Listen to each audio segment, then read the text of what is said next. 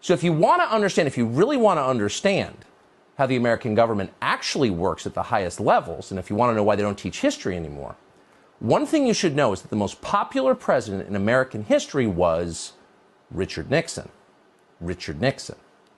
Yet somehow, without a single vote being cast by a single American voter, Richard Nixon was kicked out of office and replaced by the only unelected president in American history.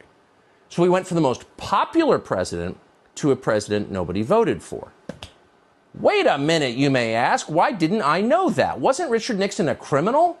Wasn't he despised by all decent people? No, he wasn't.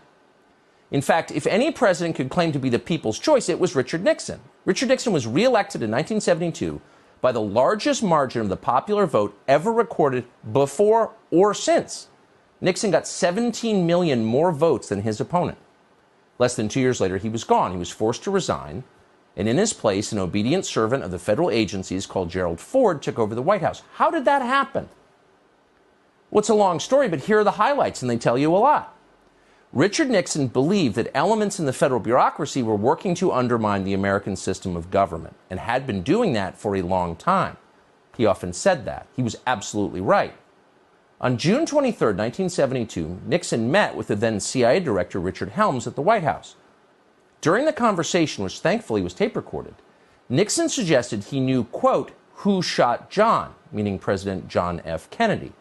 Nixon further implied that the CIA was directly involved in Kennedy's assassination, which we now know it was. Helms's telling response? Total silence.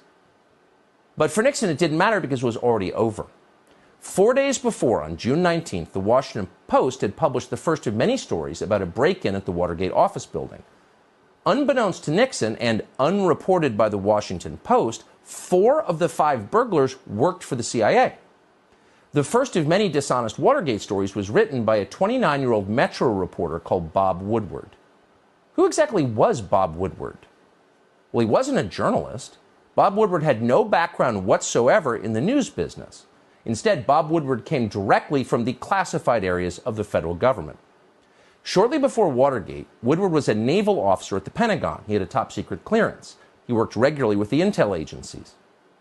At times, Woodward was even detailed to the Nixon White House, where he interacted with Richard Nixon's top aides. Soon after leaving the Navy, for reasons that have never been clear, Woodward was hired by the most powerful news outlet in Washington and assigned the biggest story in the country.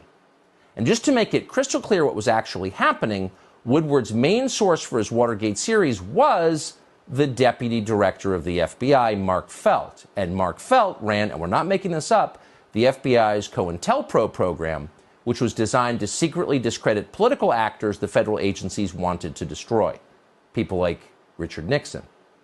And at the same time, those same agencies were also working to take down Nixon's elected vice president, Spiro Agnew. In the fall of 1973, Agnew was indicted for tax evasion and forced to resign.